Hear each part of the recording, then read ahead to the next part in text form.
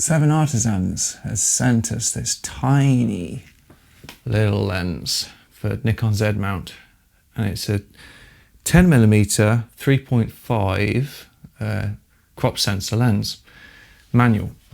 Now, two of those things might put you off straight away. Whether it's manual, it's a different approach, obviously, and crop sensor, in that if you put it on full frame, it's about 15mm, which is still super wide. So it's not just about getting wide.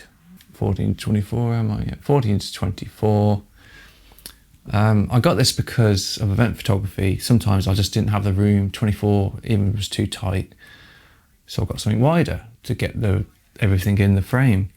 And you can get some really interesting, unique perspectives that a 24 or even a 20 can't achieve, because what can I do with this that any other lens I have can't do? So the build, yes, it is very, very tiny. And yeah, it's metal construction. It has aperture ring on it and hyperfocal markers, just the depth of field markers, which is really nice because it's manual focus, of course. So it doesn't have any electronic contacts to the camera at all. So the camera won't get any information, your editor won't have any information. And that means a lot when it comes to distortion and all those vignetting and things like that. You'll have to do that manually.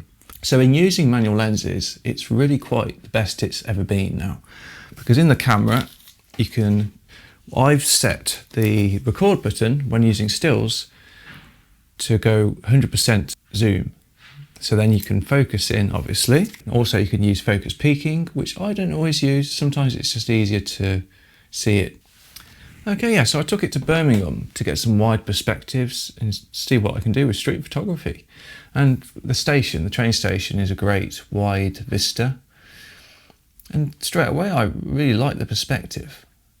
Now, first thing to say, obviously, I left DX mode crop off in the camera because you lose a lot of image area by doing that. I think they crop in a bit too far sometimes. And I also like this kind of pinhole look for it, and you can easily just crop in on the editor anyway. You don't lose any quality, of course, doing that. The centre of the frame is really sharp, high contrast, good colours. Straight away, we're good. As you leave the centre of the frame, it starts to change. It starts to get less sharp, distorted, rendition issues, and perspective distortion. But it always surprises me what a perspective, like anything from 14 to 20, what you can do with it. It really does change your perspective and offers new creative ideas. Everything's too far away from me. There's so much foreground because it's so wide. Obviously you can point it further up, but then there'd be a lot of sky. So it's interesting that just because it's wide doesn't mean you're going to get everything in more interesting, because everything is further away. So when things are a bit closer, you can see the distortion straight away. Everything's elongated around the sides. Then I went to this larger wheel, call them, and it was really interesting. So I walked up to a perspective where I could get the whole thing in and the shadows and some surrounding context. And it offered some really interesting creative photos here. So if you crop in, you can see it's sharp, rendition's nice, a bit of chromatic aberration there, but it's generally there. If you zoom out, then you've got a whole different perspective.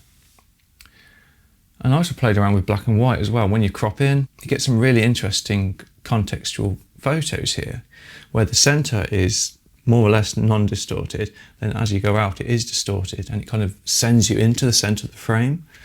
I haven't used any corrections on this because I want to use the distortion to create something unique. It's amazing, just even lowering the camera a bit can change the perspective quite a lot when you're shooting super wide.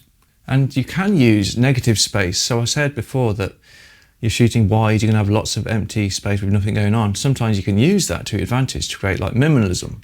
And here's a good example of shooting into the sun, of how poor the rendition can be. So yes, there's everything going on there. You've got chromatic aberration, sun flare. I kind of like it. I like that. I mean, there's no other lens I've got that could create anything like that. So sometimes, yeah, I was really close. It was Ozzy Osbourne was recently died at this time, and there was a big mural of flowers and everyone gathered around, and I was really close, and at 15mm, it worked perfectly. Got everything in and some context to the area. And so for some general photography, it worked really well. Again, it didn't take long to focus in because you just do the 100% zoom, focus, take the photo. It's really sharp. So things around the edges of the frame will be distorted. I don't think any amount of image correction afterwards would correct that. They're just too far gone. So I've used it a few times at the beach. Now I thought it would make some great panoramics without having to stitch photos together, what I usually do. And to be honest, I wasn't that impressed with it. But that's not the lens's fault. It's the perspective that we have. So there's just a lot of foreground, a lot of sky, not much, because everything's so far away in the frame that it just doesn't really work. And maybe you can crop in, but then if you're cropping in, then you may as well use a longer focal length. And you can see the distortion around the edges, which is nice. But you know, if you crop in this is with a Z8, of course, so you've got lots of megapixels to crop into.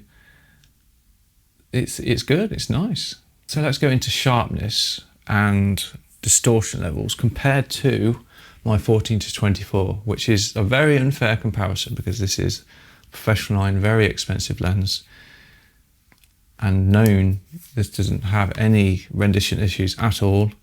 It's one of the most rendition perfect lenses I've ever used, and low distortion as well. So let's have a look. Okay, so these are both shot at the same distance on a tripod at 15mm equivalents on both, and you can see a massive difference in perspective. Now that's probably because of the 7Artisans lens distortion, so everything's kind of warped in. The 14-24 is very low distortion, incredibly low distortion, and maybe a bit of focus breathing in there. So they have completely different perspectives, even though they're both at 15mm and both exactly the same position. But when sharpness is concerned, 100% on the 7Artisans lens, the sharpness is really good.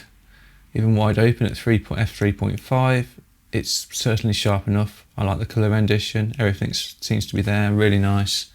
No issues at all. Obviously the Nikon lens is a lot sharper. Of course, when you're using a DX mode on a full frame, you're losing the resolution, megapixels, because cutting off the edges basically. So you don't have the full megapixels of the camera. But if you're using something like a Z8, you'll be fine. But if you're using a Z6 or ZF, then your megapixels will be under half. But yeah, the f5.6, because the 7Artisans lens is further away, everything, the depth of field will be different, but sharpness wise, it does really well. I've got no complaints with the center sharpness. It's just that the edges, they're going to be going crazy.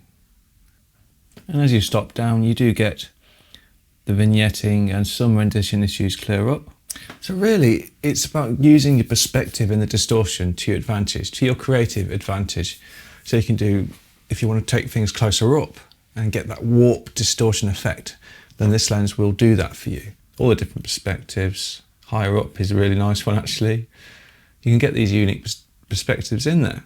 Right, so how do I feel about this lens? It's really interesting. If you want it for wide panoramics, I wouldn't bother because the distortion is really quite bad and the sharpness only is really sharp in the center. If you want it to use it for perspective, something creative, to use the distortion and the perspective to create something unique that your other lenses can't do, then this is the lens for you. At the time of this video, it's only £89 here in the UK, which is, you know, the cheapest you can get really for a lens. In a way, the challenge of using this lens is really tricky. I'm not fully used to doing is using this super wide distortion and using everything in the context to use the negative space to get minimalism or something really close up to use the distortion to the maximum. I think it will take a lot of getting used to, but that's the fun, that's the challenge of it, isn't it? So thanks for 7Artisans for sending this lens. It's been really interesting and quite challenging as well. Let me know what you think in the comments, and see you next time.